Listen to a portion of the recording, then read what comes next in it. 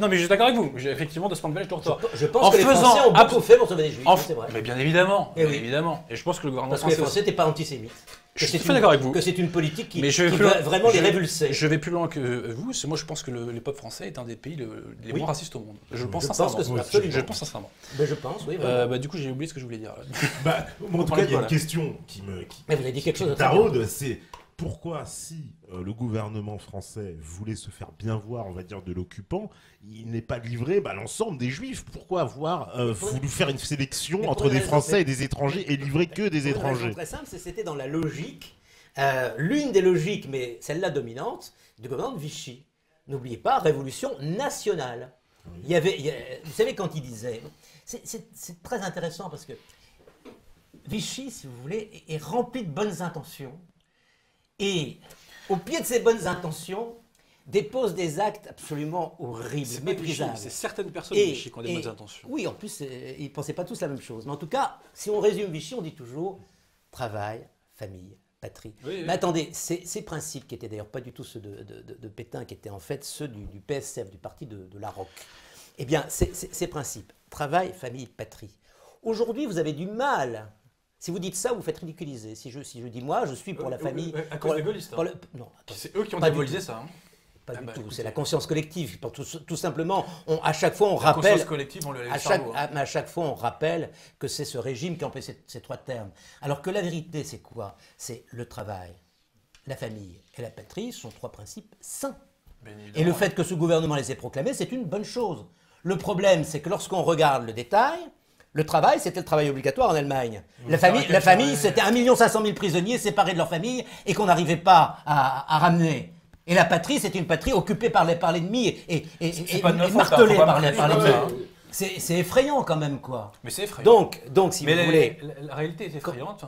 Oui. Mais seulement le problème, c'est que les gaulo-communistes font abstraction de la réalité. Oui, on est bien d'accord là-dessus. Et cette réalité qui est effrayante, vous croyez qu'elle aurait été moins avec une administration allemande directe? Elle n'aurait pas été moins effrayante, simplement la France aurait toujours existé, elle aurait pu gagner la guerre, elle n'aurait surtout pas... Grâce à la moine d'Afrique notamment. Grâce uniquement à De Gaulle. Grâce uniquement à De Gaulle. Les Alliés auraient gagné la guerre sans De Gaulle, mais la France n'a été parmi les vainqueurs que grâce à De Gaulle. C'est ça qu'il faut bien retenir. Bien évidemment, les Alliés auraient gagné sans De Gaulle. C'était Darlan, le chef de la France combattante en 42, en décembre 42. Allons donc. Alors le cas Darlan. Non mais attendez. Mais là, vous niez la réalité. Parce que Darlan, il avait... Non mais l'armée d'Afrique, parce que ça on en parlait quand même. De qui l'armée d'Afrique? Darlan est celui qui était le plus loin dans le sens de la collaboration. Comme il s'est planté, comme il était tellement vaniteux, il a essayé de se rapprocher des Américains. On dit même que sa présence à Alger... Ça, c'était un hasard, je pense. Sincèrement, alors, certains disent que c'est pas un hasard. Je vais pas... Moi, je pense que c'est un hasard. Certains disent que c'était pas un hasard. Peu importe. Mais ça aurait été mieux si ça n'avait pas été un hasard. Parce qu'effectivement, ça aurait voulu dire, ce type a enfin compris... J'ai un dossier là-dessus. Oui, ce type a enfin compris où se trouvait la bonne solution. Et donc, il arrive là, et il essaie de changer de camp. Oui, mais mais attendez, mais ce qui manque complètement de la plus élémentaire dignité. Mais pas du tout. Je veux dire, quand quelqu'un se trompe à ce point-là, quand il s'est mouillé à ce point-là dans ce que le Vichy a fait de plus horrible, et il va brusquement changer de côté comme ça. Non, c'est pas acceptable. Ce qu'il y a eu de plus horrible, ça date d'après la mort de Darlan. Vous savez, moi j'ai connu des gens. J'aimerais citer un cas quand même. J'en ai plusieurs comme ça. Il y a Guéna, par exemple. Mais ce sont des gens... Ils avaient 18 ans, c'était en 40, 18 ans. Et il me disait, Guéna me disait, moi, à 18 ans, je n'ai pas entendu l'appel du vigier. Oui, comme tout le monde d'ailleurs. Pourquoi? Parce que j'étais déjà sur la route. Non, tout le monde n'était pas sur la route. Et tout simplement parce qu'il y a des gens qui, en 40, n'ont pas accepté la défaite, n'ont pas accepté l'humiliation du pays. Végan notamment. Et sont partis, Végan a parfaitement accepté, parce qu'il a demandé l'armistice. Il a demandé l'armistice. Le Titanic est un avion aussi. Eux ont refusé l'armistice. Ils ont refusé l'armistice. Et ça, c'est un état d'esprit, si vous voulez, qui consiste à dire la France ne doit pas être humiliée, ne doit pas être abaissée, ne doit pas être avilie. Elle doit gagner en gardant sa dignité, son honneur, pour reprendre le terme de Gaulle. Tous les autres, même s'ils ont une idée derrière la tête, ont accepté qu'elle soit avilie. Ce n'est pas vrai. Vous surcaricaturez. Vous répondez à votre pensée, vous ne répondez pas à mes arguments. Si. Non, je suis désolé. Dignité, honneur, ça c'est des mots qu'on brandit très bien. Je n'ai rien contre. Le problème, c'est qu'il y a une réalité humaine. Il y a 40 millions de Français. Est-ce qu'on les livre aux nazis? Oui ou non? c'est ça la problématique qui se pose. Nous sommes en 2014, c'est facile de brandir des grands principes, c'est très simple, mais c'est pas ça la question qui se pose à l'époque. Est-ce que finalement, c'est ça Il y a une chose qui vous échappe manifestement. Attendez, pourquoi est-ce qu'ils ont fait ça? Qui donc? Les collaborateurs. Pourquoi est-ce qu'ils ont fait ça? Déjà, on parle de qui? On parle de ceux de Paris, de Vichy. Il y a toute une gamme. Il y a toute une gamme. Mais la plupart, et je pense en particulier à Laval, qui a joué un rôle considérable dans cette affaire-là, mais c'est tout simplement parce que en 40, la plupart des gens pensent que l'Allemagne va gagner. Et Pétain, qui va jouer les deux jeux, pense que l'Allemagne va gagner. Non, c'est plus compliqué que ça. Et pense que peut-être, à plus long terme, il y aura quelque chose à faire avec les Américains. Ça, c'est vrai. Mais dans l'immédiat, en 40, la plupart des gens qui ont le museau sur le guidon, comme on dit, n'imaginent pas une seconde que l'Allemagne peut perdre la guerre. Mais c'est pas idiot, d'ailleurs, parce que l'Allemagne a battu les armées françaises. Elle n'a pas d'ennemis importants en Europe, puisque l'Italie est son allié. L'Espagne, de l'autre côté, n'est pas un ennemi pour l'Allemagne. Il y a juste l'Angleterre qui est en grande difficulté. Les États-Unis ne sont pas en guerre. Et surtout, ne l'oubliez pas, l'URSS est pratiquement alliée. Non, elle est alliée de l'Allemagne. Elle est alliée de l'Allemagne. Il y a eu un traité commercial en février 40 entre l'Allemagne et l'URSS. Il faut le rappeler au Coco. J'ai dit pratiquement, je me suis permis de pratiquement, vous avez raison. Il est bien évident, quand vous regardez ça, vous vous dites les carottes sont cuites. L'Allemagne a gagné. Et la plupart de ces gens-là, quand vous les lisez, vous vous rendez compte qu'ils pensent la plupart ça. Un type comme Laval le pense vraiment, il le pensera encore en 42, ce qui c'est vraiment stupide. Il le pense en 44. Oui, c'est complètement idiot. Mais le seul qui précisément dit non, c'est pas le seul. Ils vont perdre la guerre, eh bien c'est De Gaulle, je suis désolé. Mais il y a plein d'autres personnes qui vont perdre la guerre. Mais si, il y a le colonel Groussard par exemple, il y a Pétain. Pourquoi Pétain pense ça? Pétain le pense. Écoutez, on n'a pas les mêmes sources. Pétain le pense pour une raison très simple. Pourquoi? Parce que les Alliés tiennent la mer. Ils tiennent la mer, les Anglais. Tout simplement. Et donc il se dit que l'Allemagne en fait pourra, on va dire, progresser continentalement, mais pourra pas étendre son expansion au-delà de l'Europe en fait. Et il y a un blocus. Et tôt ou tard, surtout, il manquera du pétrole à l'Allemagne. Et on sait pourquoi Stalingrad tue l'Allemagne, parce qu'ils ne peuvent pas mettre la main sur le pétrole du Caucase. Voilà, parce que l'Allemagne veut foncer à Bakou chercher le pétrole. Et puis surtout, une grande partie de la puissance allemande venait de son aviation. Et Pétain, en 1943, rencontre un journaliste anglo-saxon. Et il lui dit, je sais que l'Allemagne va perdre parce que dans la campagne de Tunisie, on a bien vu qu'elle n'avait plus son avantage aérien. Donc voilà. Mais moi, c'est ça qui me frustre quand je discute avec des gaullistes, parce que, bon, mon point de vue, je sens que moi je suis pas pétiste, moi je ne m'identifie pas à tout ce qui a été fait. Ah non, pas du tout, non. Vous êtes végantiste. Non. Ah, mais ça n'a rien à voir. Mais écoutez, lisez. Non, mais je suis végantiste. Lisez le rapport que fait Végan à la fin du mois de juin à Pétain. Non seulement vous validez tout, mais on a l'impression qu'il parle aujourd'hui. Ce que je sauve, moi, dans Vichy, c'est ce que voulait faire Pétain, c'est qu'il voulait délumiériser la France. Il ne le disait pas comme ça, mais il voulait délumiériser la France. Et on revient à De Gaulle. Qu'est-ce que je reproche à De Gaulle? C'est d'avoir relumiérisé la France. On parle de la Restauration. Quand on parle de la Restauration, on entend toujours Louis XVIII. Mais Restauration de la République des Lumières, dont nous mourons actuellement. Et c'est De Gaulle qui l'a restauré, ça. Oui, alors, ça c'est très très... Alors on peut dire aussi que c'est faux factuellement. Ça c'est tout à fait intéressant, parce que quand je disais du bien de travail famille patrie, en fait, ça veut dire quoi?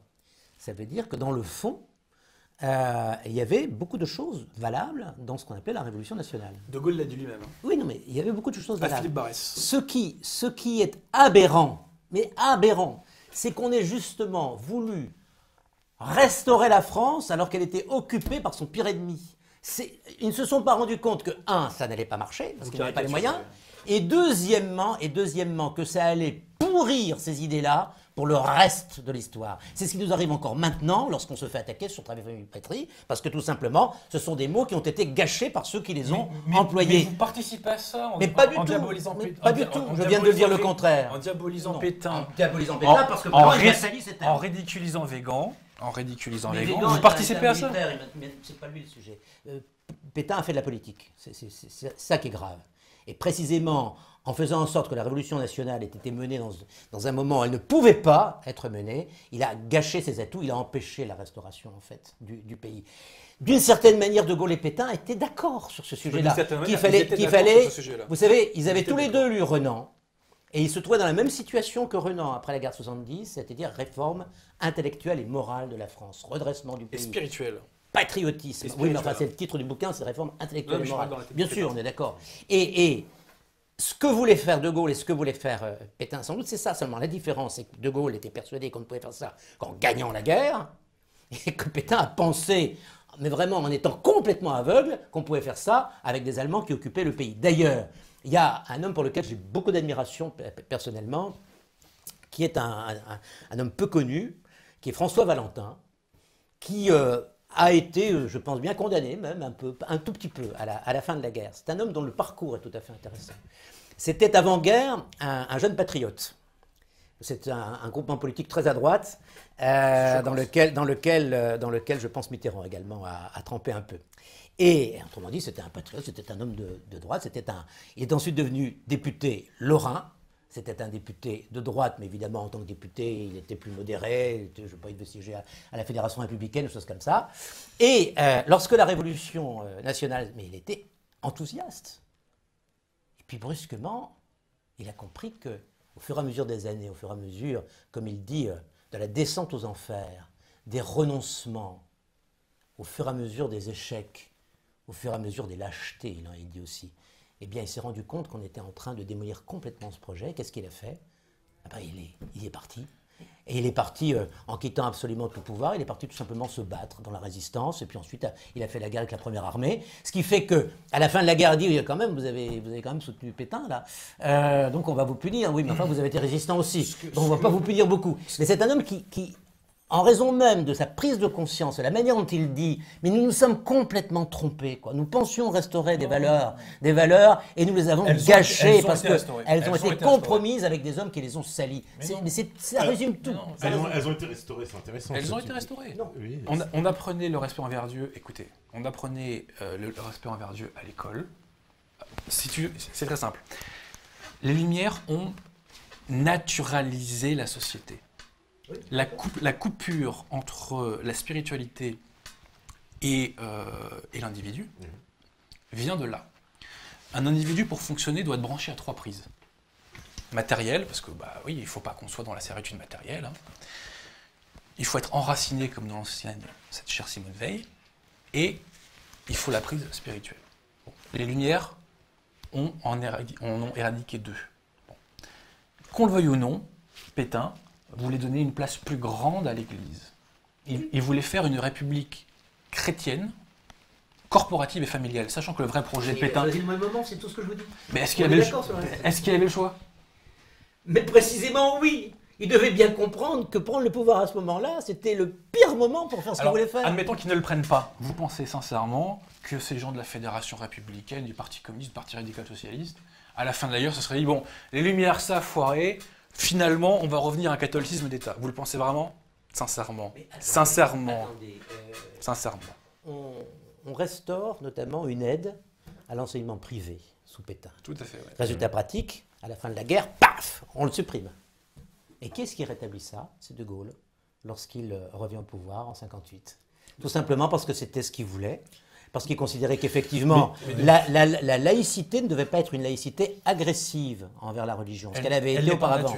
Elle l'est par nature. Non, pas du tout. Mais il semble qu'il y a eu quand même un certain nombre d'avancées sociales sous le régime de Vichy qui ont été conservées ensuite. Ça, je vais dire ça, c'est un logiciel de gauche. Le social, c'est bien, mais il faut arrêter maintenant de toujours nous parler de social. Non, la charte du travail était une bonne intention aussi. Et d'ailleurs, c'est très proche du gaullisme. La charte du travail, c'était vouloir dépasser l'opposition de classe propre au capitalisme. C'était la fameuse troisième voie.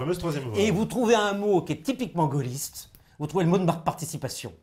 Le problème... Ou alors c'est peut-être le mot participation qui est typiquement pétainiste dans ce cas-là. Mais le problème, c'est le problème... On va le voir comme ça aussi. Mais si vous voulez, le problème, c'est que ce sont de bonnes idées qui ont été faites au pire moment, ce qui les a, dans le fond, imprégné, si vous voulez, d'une conception vraiment d'une conception trouble, une conception trouble, et surtout elle n'a pas été mise en œuvre. C'est-à-dire qu'en raison même du manque de moyens, en raison même de l'état, de la situation du pays, ça n'a pas été mis en œuvre. On dit on va faire quelque chose, on n'a pas pu le faire, et ensuite les gens d'aujourd'hui qui sont opposés disent ah oui ça c'est ce que voulaient les pétainistes, donc c'est mauvais. Ce qui est idiot parce qu'il y a de bonnes choses qui ont été introduites par. Je prends un autre exemple. Aujourd'hui on veut regrouper les régions. Monsieur Hollande dit qu'il faut faire des grandes régions. Quels sont les premiers qui ont pensé à faire des grandes régions, à dépasser les départements? C'est effectivement le régime de Vichy. Mais encore une fois, toutes ces idées-là ont été mises en place au pire moment. Mais il y avait aussi la régionalisation voulue par Hitler, qui reprend la carte des régions. Mais bon. Oui. Mais attends, ce qui est très intéressant, c'est que donc selon vous, ces principes, même selon, c'est pas vous que je dis ça, c'est plutôt au système. Donc selon vous, ces principes seraient éternellement mauvais parce qu'ils ont été faits au moment de l'occupation allemande. Pas du tout. Mais je rappelle quand même qu'il y a eu une occupation allemande 70 ans avant.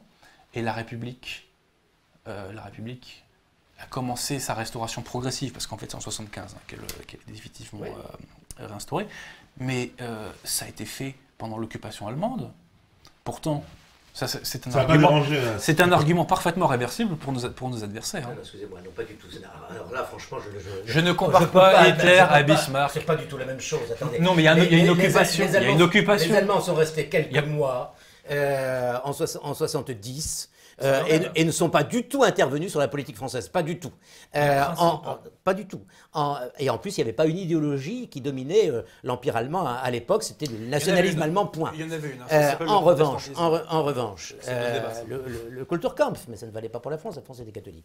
Et donc, en revanche, en 40, vous avez l'occupation longue du territoire par un pays totalitaire et par un pays qui veut imposer son idéologie, une idéologie raciale, une idéologie inégalitaire, une idéologie qui ne pouvait d'ailleurs que mal se terminer pour la France, et qui n'a été mise en œuvre que contre la volonté des Français. Chaque fois que Pétain ou Laval ou Darlan demandaient quelque chose, on lui disait attendez un petit peu, vous nous donnez d'abord ce qu'on vous a demandé, alors les Français donnaient. Je peux vous donner des exemples. On dit par exemple, la France va garder sa souveraineté.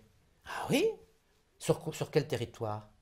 Sur un tiers du territoire? Plutôt que zéro. Oui. Et sur un tiers du territoire, sur 13 millions d'habitants, bon. Et surtout, le reste découpé en tellement de zones qui veulent dire la France ne va plus exister. C'était écrit dans la carte. Le Nord, moi je suis du Nord. C'est pour ça que, vous savez, chez nous, Pétain n'a pas beaucoup de place. On a tous des casseroles. Le Nord et le Pas-de-Calais n'étaient même plus en France. C'était la faute de Pétain. Le Nord, il avait accepté. Le Nord. Il a protesté à Wiesbaden. Mais c'est pas vrai. Ce n'est pas vrai. Écoutez, quand on proteste et qu'on est un homme d'État, on s'en va ou on refait la guerre. Si on proteste en disant je continue à me coucher, on n'est pas un homme d'État. Donc le Nord et le Pas-de-Calais étaient rattachés à la Belgique. Toute la lisière au sud de ces deux départements, c'est-à-dire l'Aisne, les Ardennes, la Somme, etc. Si vous continuez, la Meurthe-et-Moselle, et également ce qui correspond aujourd'hui au Doubs, etc., c'est-à-dire des protestations. À la Franche-Comté, c'est ça. Eh bien, toute cette région-là était une région interdite. C'était une région qui, manifestement, était prévue pour une population germanique. C'est-à-dire qu'on allait germaniser tous ces départements. Et il y avait les noms des villes en allemand aussi. Il y avait la zone de démarcation, la ligne de démarcation, qui empêchait le passage entre les deux parties de la France. Autrement dit, la France était découpée, elle était ridiculisée. Et les chefs de la France ont accepté ça. Mais bien sûr que si, c'est lui qui a signé l'armistice. Enfin, attendez. Et s'il y avait eu il fallait continuer la guerre. La France n'aurait pas été humiliée? Jusqu'à la victoire, non. Parce qu'elle aurait continué à se battre, elle n'aurait pas été humiliée, elle aurait été dominée, mais pas humiliée. Là, elle a été dominée, humiliée, écartelée, et elle ne s'en est sortie que parce que De Gaulle a choisi le bon camp. Ce régime qui a humilié la France, c'est le régime qui a financé les premiers réseaux de résistance, du colonel Groussard, de Paul Dingler, de Lousteau-Nolaco, du colonel Heurtaud. Non mais écoutez, c'est... De Honoré Etienne d'Orbe ? Étienne Dorf. Honoré Hendorf était gaulliste. Étienne Dorf. Monarchiste d'ailleurs. Étienne Dorf, avant de mourir, fait une lettre dans laquelle il évoque son respect au maréchal Pétain. Bien sûr. Bon. Ceci étant, donc, ce régime qui a humilié la France, c'est le régime qui a financé les premiers réseaux résistance. Je renvoie au sujet de Jacques Laurent, années 40, il explique mieux que moi. Même on peut lire ce qu'en dit Lousteau Laco dans ses mémoires, ou ce qu'en dit le colonel Groussard dans ses mémoires, etc. Ce régime qui a humilié la France, c'est le régime qui a mis en place, contre les clauses de l'armistice, un service de contre-espionnage qui a traqué les espions allemands jusqu'en 1944. Mais écoutez, lisez le livre de Simon Kinston, Vichy et la traque des espions nazis, et la chasse des espions nazis. Parce que si vous voulez, moi je veux bien qu'on manie des abstractions, mais au bout d'un moment il y a une réalité. Ce régime qui a humilié la France, c'est le régime qui a reforgé la plus grande épée française, qui est l'armée d'Afrique. Mais écoutez, vous pouvez sauter. 200 000 hommes, c'est. Ouais, mais en face, il y a rien. De Gaulle, c'est 15 000. De Gaulle, c'est 15 000. C'est combien, De Gaulle? De Gaulle, c'est 15 000. De Gaulle, c'est les 200 000 lorsqu'il préside le gouvernement français. C'est 200 000 quand il récupère l'armée d'Afrique. Il récupère l'armée d'Afrique. Ce gouvernement, donc, qui a humilié la France, c'est le gouvernement qui a financé les premiers réseaux de résistance. C'est, que vous le vouliez ou non, c'est le gouvernement qui a forgé la principale armée française. C'est un gouvernement qui a essayé, comme je l'ai dit, de délumiariser la France. Je sais que c'est un peu ringard, c'est un gouvernement qui voulait que les âmes aillent au ciel. Je sais que c'est complètement ringard. Quelles sont les premières victoires françaises pendant la guerre. Campagne de Tunisie. De 40, vous dites? C'est Bir Hakeim, ce sont des gaullistes. C'est le Tchad, c'est le Clair, ce sont des gaullistes. Alors attendez. Les autres, vous appelez ça des victoires, vous? Ce sont des victoires, vous avez raison, ce sont des nano-victoires. Mais ce sont des victoires de gaullistes. Oui, parce que Bir Hakeim, c'est une victoire qui transporte littéralement les Français parce que c'est la première fois que les Français arrivent à gagner contre les Allemands. Vous ne vous rendez pas compte à quel point les Français en 40 ont la queue basse. Se disent on ne vaut plus rien, on est écrasé, on s'est fait battre. Personne ne parle de leur courage à ce moment-là parce qu'ils ont été écrabouillés. De Gaulle ne va pas arrêter de se heurter à Roosevelt parce qu'il sent bien que chez Roosevelt, pour Roosevelt, la France n'est plus rien. Oui, elle a été écrabouillée, elle n'existe plus. Quoi. De Gaulle, il se prend pour quoi? C'est la diva, quoi. Il se prend pour quoi? De Gaulle ne se prenait pas pour grand-chose. Il disait simplement, je représente un grand pays, donc je dois m'imposer, c'est ça. Eh bien, ces petites victoires ont été des vraies victoires parce qu'il continue à se battre. Pendant ce temps-là, votre armée, elle était au repos en Afrique. Et la première fois propice. Oui, ça s'appelle la guerre. La première fois qu'elle a tiré, c'est sur les Américains qui débarquaient. Oui, mais 3 jours plus tard. Oui, mais 4 jours plus tard, elle combattait avec eux. Oui, bah oui. Vous pouvez le balayer d'un revers de main. Oui. Eisenhower ne le balayait pas d'un revers de main, lui. Ah oui, bien sûr. Donc voilà. Attendez, ils ont commencé par tirer, on est d'accord. Bien entendu. Voilà. Bien entendu. Mais parce qu'on ne savait pas si c'était... Si c'était 2 divisions ou 20 divisions. Parce que... Non mais vous ricanez, mais ça change tout. Non, ça change pas tout. Mais bien sûr que si. Attendez, l'honneur de la France. L'honneur, ça consistait à conserver notre alliance. Et les représailles des nazis. Ça voulait dire... Mais attendez, les représailles des nazis étaient des actes de guerre, d'ailleurs complètement interdites, complètement interdites, des actes gratuits qu'ils imposaient aux populations civiles. Complètement interdites. Mais attendez, vous parlez des actes gratuits. On y a mis la main. Vous avez quelqu'un, par exemple. Attends, je parle de Pucheux, par exemple. Prends Pucheux. Alors là, Pucheux, c'est un très mauvais exemple. Ah bah non, c'est un très mauvais exemple. Pucheux, c'est un homme brillant d'abord. Oui. C'est un homme qui fait partie de ce qu'on a appelé quelquefois la synarchie. C'est-à-dire les gens qui entouraient Darlan et qui étaient des gens d'un très haut niveau, qui voulaient introduire une sorte de régime technocratique, c'est-à-dire de régime de sachants. Attendez, on va tous ces petits politicards, là, il faut les virer, il faut des gens sérieux, on va faire de la politique sérieuse.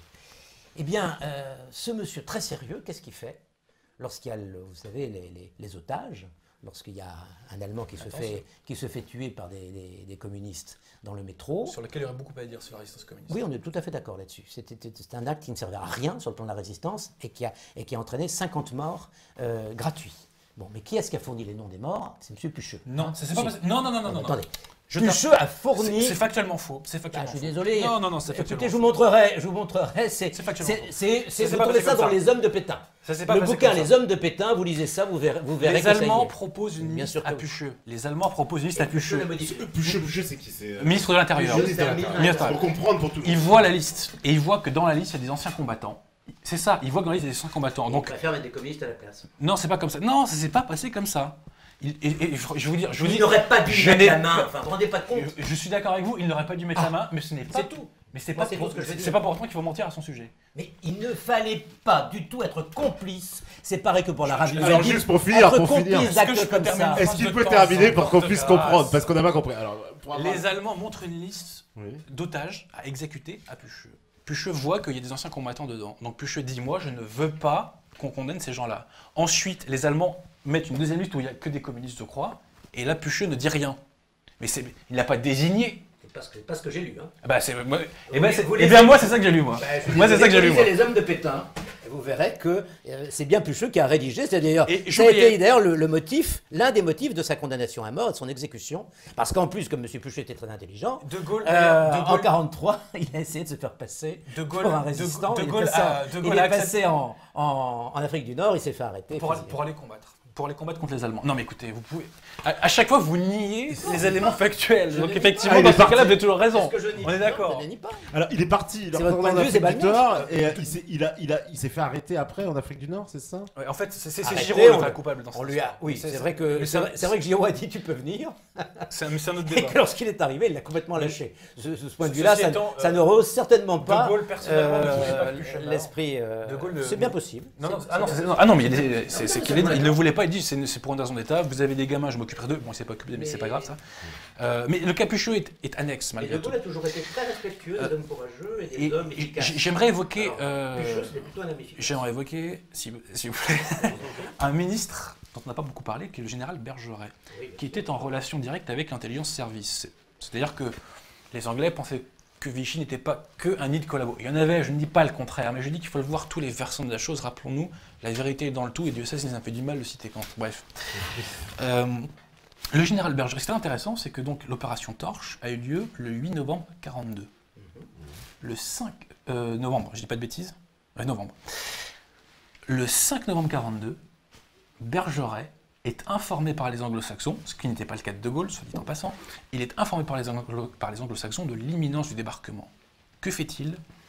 Il prend l'avion, il va à Alger, il essaie de convaincre Darlan que cette fois-ci, ça y est, c'est un vrai débarquement, parce qu'en fait, on pensait que les convois qui s'approchaient allaient attaquer, je ne sais plus, en Libye, et Darlan était persuadé que lui, il n'y aurait pas de débarquement. Darlan attendait un débarquement américain pour printemps 1943.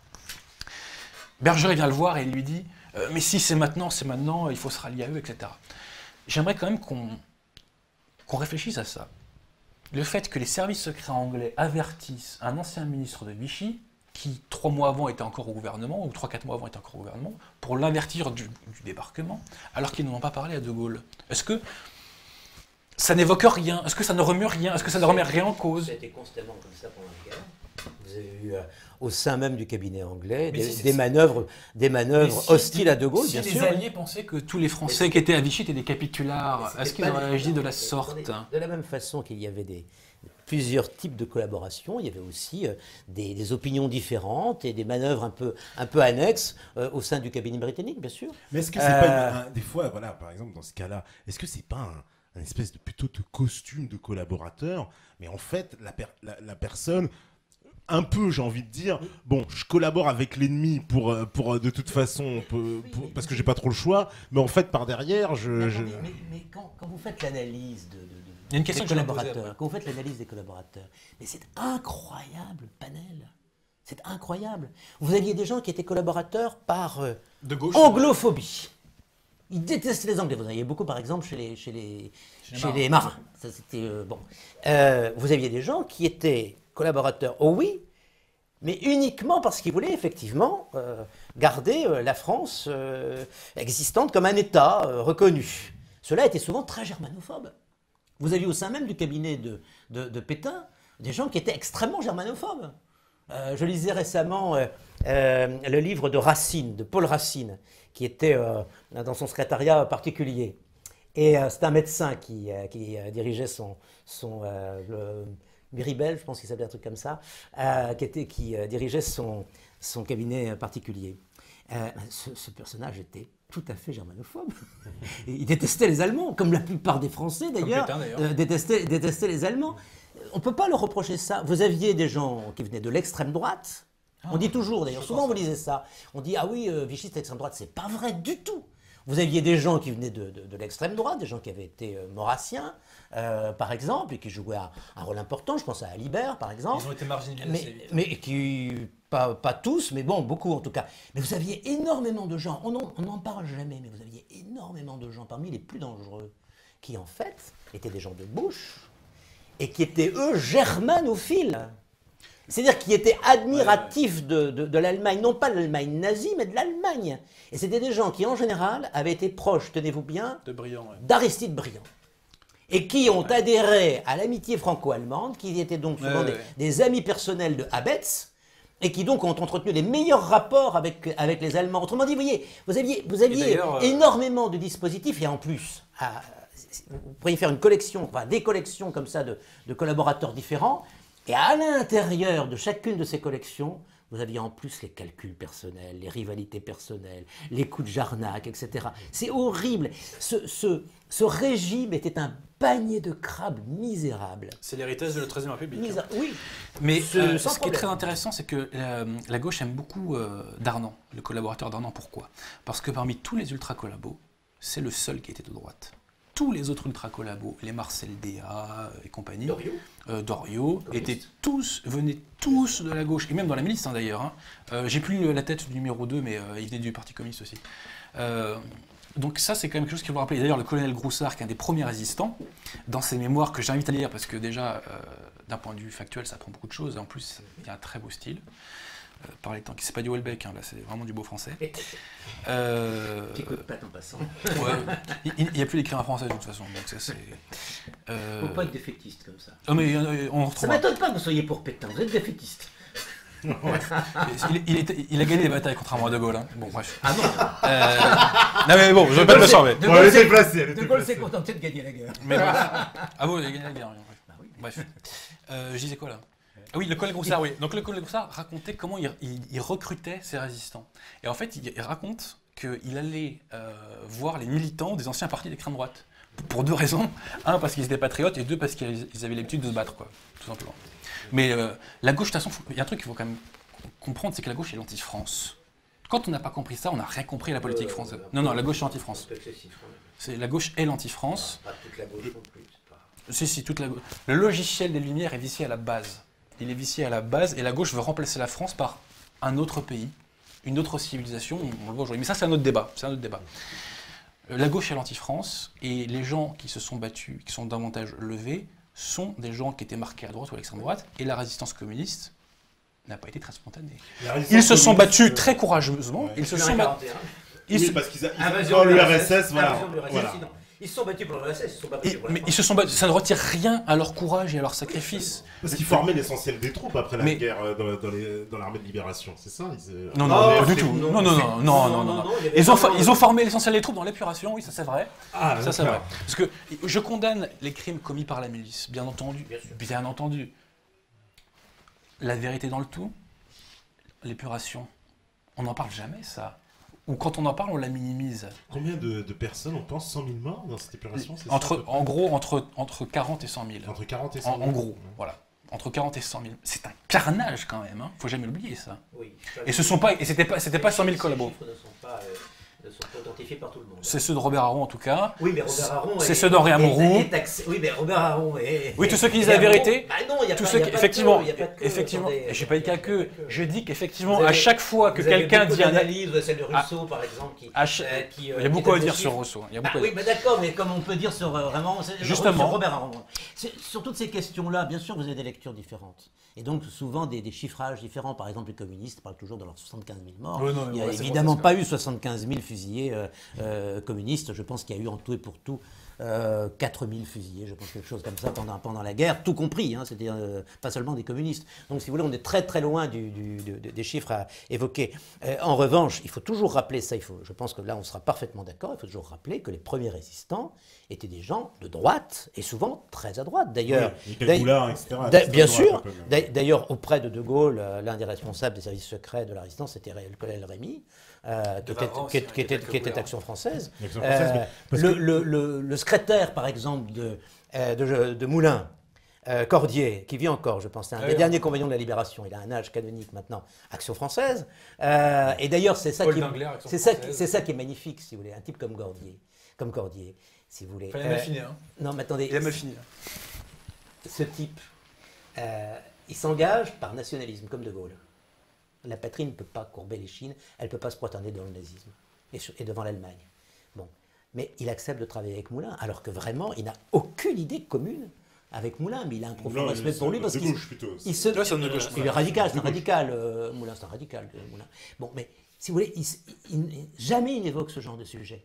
Parce que le problème n'est pas là. Le problème, c'est la lutte contre l'ennemi. Et ce qui sera très beau dans la résistance, c'est ça. Sauf peut-être les communistes qui restent toujours à part. Mais les autres grands mouvements comprennent. Un mouvement comme Combat, par exemple, c'est de Freinet, d'Henri Freinet. Ouais. Bon, comprend des gens qui sont très très à droite. Je pense à celui qui se faisait appeler, son surnom c'était Barès, et qui ensuite a été un gaulliste pur et dur, qui est devenu député du 12e. Je suis en train de chercher son nom, ça va me revenir. C'était un type qui était très très à droite. C'est le choc, moi, mais non, attendez, beaucoup de résistants étaient dans cet esprit-là. Ben, évidemment. Parce que c'était des gens qui réagissaient non pas du tout dans des droits de l'homme et tout ça, c'était un sujet qui n'était pas encore vraiment dans l'esprit des gens. Ils réagissaient pour la France, pour la nation française. Ne pas accepter l'abaissement de la nation française. Et ça, il faut le rappeler, ne pas laisser capter la résistance, la défense du pays par la gauche, parce que c'était faux, ça, complètement faux. Ouais.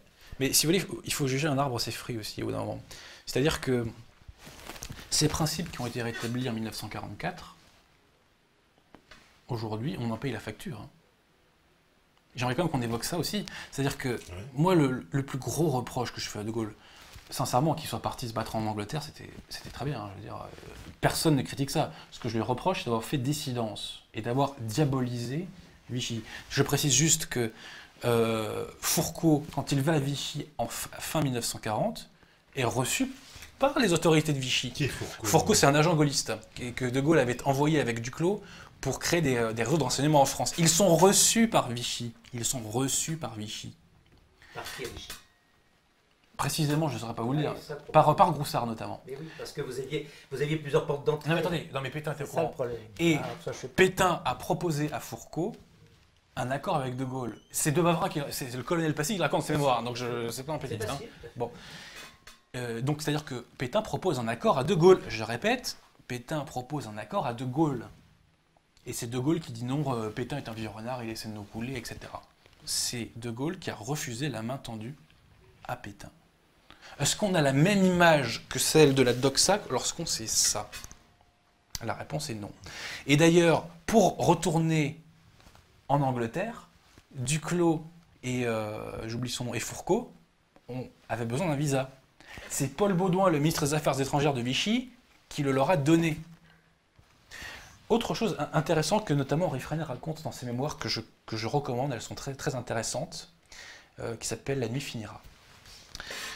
Combat, à un moment, a subi la trahison. Il est devenu député socialiste. Et il a mal tourné, oui. Il a mal tourné. C'est un peu étonnant, parce que c'est plutôt un homme de droite, Freinet. Ouais, mais c'était un cateau de... Enfin bref. Ah, oui, dans ses mémoires, il raconte un truc intéressant. Vous avez un peu ricané, hein, pardon de le dire, quand j'ai évoqué le contre-espionnage de Vichy qui traquait les espions allemands. Oui. Un exemple. Le mouvement Combat, à un moment, se fait moucharder par un de ses membres. J'ai oublié son nom. Eh bien, qui est allé choper ce membre et le buter ? Ce sont les services de Vichy, du contre-espionnage. Et Freinet leur rend hommage dans ses mémoires, la nuit finira. Donc c'est pour ça que, vous voyez, vous dites accepter la défaite. Mais quand Pétain finance Loustono Laco, quand il finance Paul Dingler, le chef de la résistance alsacienne que vous m'avez évoqué, quand il finance le colonel Heurtaud, ça n'a aucune importance. Ah bah si, quand même, on peut pas.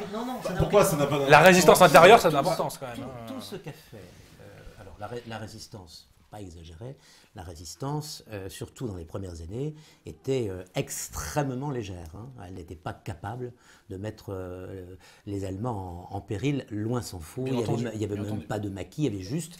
je ne parle pas de la résistance communiste, qui était une résistance agressive, dangereuse et malvenue la plupart du temps. Mais la résistance, c'était surtout une résistance de renseignement. Quelqu'un comme, par exemple, d'Étienne Dorve, c'était essentiellement du renseignement ce qu'il faisait. Et c'était ce qu'il y avait de plus utile pour les Anglais. Parce que ce qui était intéressant, c'était de renseigner les Anglais et les forces françaises libres, au fur et à mesure qu'elles ont commencé à exister, sur les dispositifs allemands. Donc, si vous voulez, ce n'étaient pas des réseaux extrêmement importants, ce n'étaient pas des milliers de personnes. D'un point de vue militaire, la résistance qui a joué le plus grand rôle, c'est l'organisation de la résistance armée, héritière de l'armée clandestine, qui était maréchaliste. C'était des militaires. Et quand ils réarmaient la France en secret, ils allaient en parler à Pétain, et Pétain leur disait « continuez ». Et quand le général Ruby... Non, c'est la déposition de Pétain. Arrêté par les troupes par les GMR créés par Pucheux, et ensuite par les miliciens. Il ne faut quand même pas non plus exagérer. Pétain était... Non, je ne mélange pas. Pétain était toujours au pouvoir, les miliciens arrêtaient des résistants. Attendez, non, le général Ruby, je ne mélange pas du tout. Au premier Pétain, le général Ruby témoigne au premier Pétain. Pétain leur dit quand les Américains arrivent, il faudra être avec eux. L'ORA. Qu'est-ce qu'il fait quand les Américains arrivent? Il va avec eux? L'ORA avait créé un plan de mobilisation clandestine. Mais c'est ce que je fais, moi. Je dis que ça, vous citez des phrases, vous ne citez pas des faits. Si Pétain a vraiment traduit dans la réalité. Mais non, ce sont des gens qui ont interprété l'histoire, souvent parce que ça leur faisait plaisir, que c'était dans leur côté. Non.